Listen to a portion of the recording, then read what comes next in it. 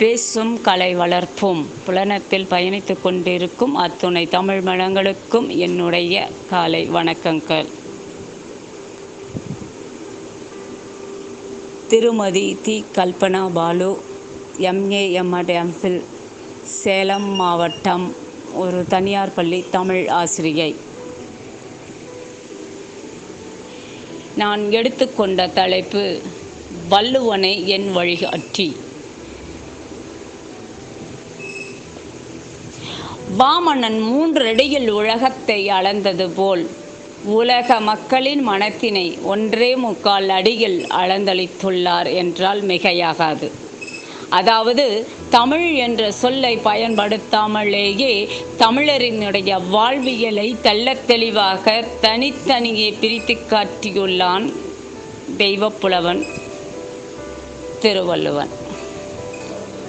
இலக்கியமாக இருக்கட்டும், இலக்கணமாக இருக்கட்டும், எதை எடுத்துக்கொண்டாலும் சரி, திருக்குறளை மேற்கோள் காட்டாத ஒரு பேச்சாளர் இல்லை எனவே சொல்லலாம். ஆம்,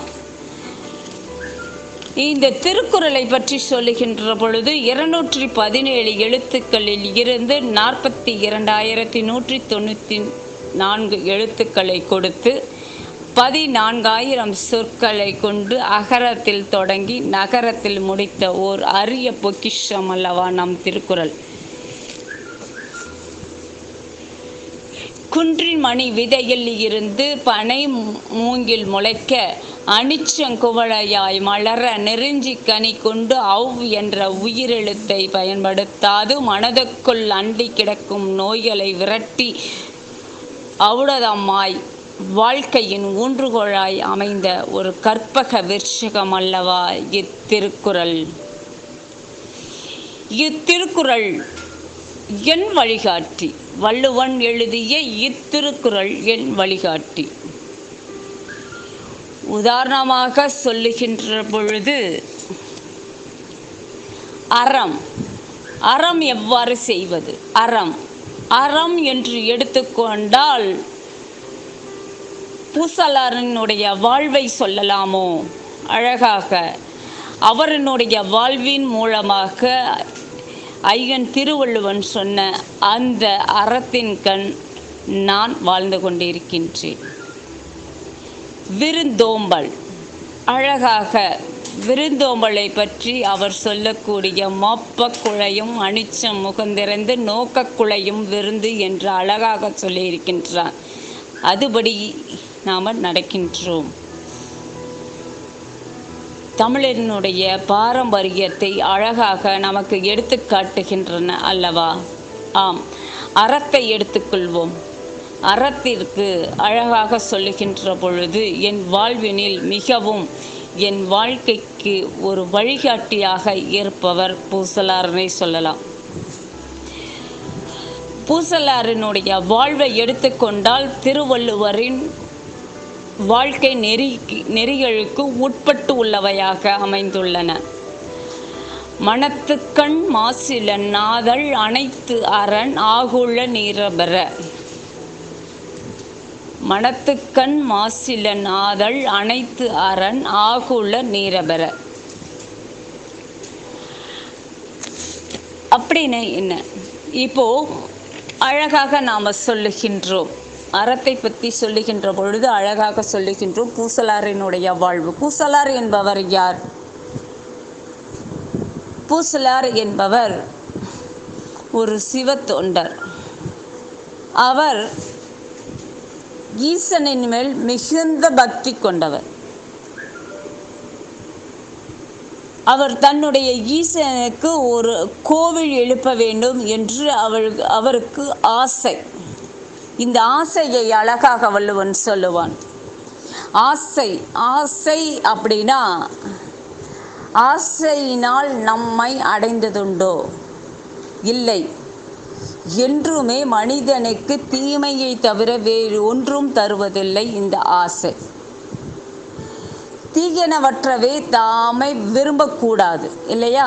நல்லவற்றையே வேண்டும் என்று விரும்பினால் என்ன என்று சிலரும் கேட்கலாம். இதற்கு திருமூலர் அழகாக சொல்லுவார் ஆசை என்பதற்கு.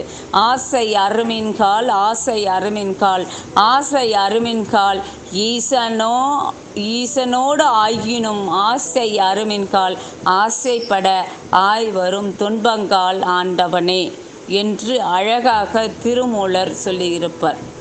நீ ஆண்டவனை அடைய வேண்டும் என்று கூட ஆசைப்பட வேண்டாம் என்பது திருமூலரினுடைய வாக்கு. சரி, வேண்டும் என்ற ஆசை எவ்வளவு தூரம் தீமைக்கு வழிகாட்டுகின்றன. மனிதன் ஒரு பொருள் மீது பற்று வைக்கின்றான். நம்மளுடைய வாழ்க்கையை எடுத்துக்கொள்ளுங்கள். ஒரு பொருள் மீது ஆசை வைத்து கொண்டுதான் இந்த பொருளை வாங்க வேண்டும், அந்த பொருளை வாங்க வேண்டும், மற்றவர்களுக்காக வாழ வேண்டுங்கிற எண்ணம் வருவதற்கு காரணமே நமக்கு அந்த ஆசை என்ற பற்று தானே. மனிதன் பொருள் மீது பற்றுதல் அடைகின்றான். பற்றுதல் விருப்பத்தை விளைவிக்கின்றன. விருப்பம் கைகூடாத போது சினம் பிறக்கின்றது. சினத்தால் மயக்கமும், மயக்கத்தால் நினைவு தவறுதலும், நினைவு தவறுதல் புத்தி அழிவும், புத்தி அழிவு மனிதனையும் அழிக்கின்றன அல்லவா?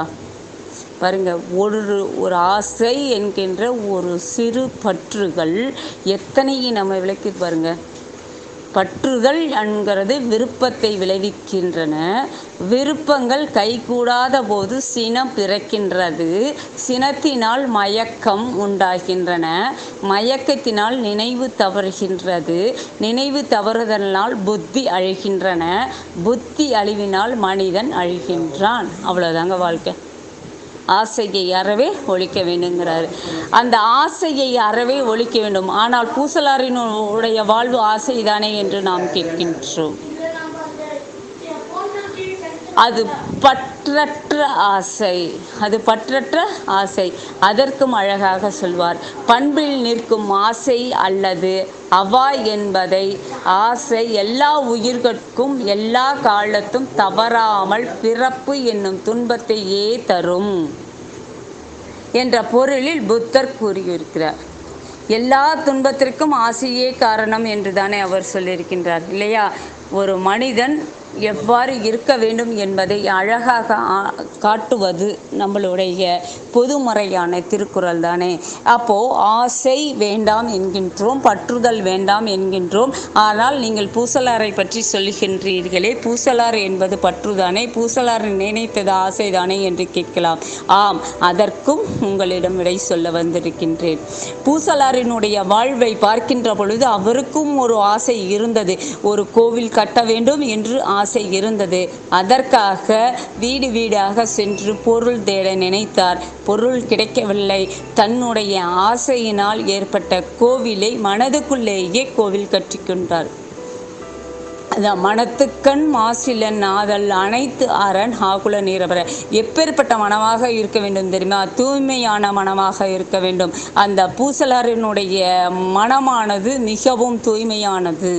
எப்படி தூய்மையானது? அந்த மனதுக்குள் எந்த விதமான அதாவது தான் அடைய வேண்டும் என்பது எதற்கும் இல்லை. தன்னலமின்றி பொதுநலமாக இருந்ததனால் அந்த மனம் ஆசை பற்றுதல் அற்ற ஆசையாக மாறியது. இன்னொன்று சொல்லுகின்ற பொழுது அந்த மனத்துக்கண் மாசிலன் ஆதல்.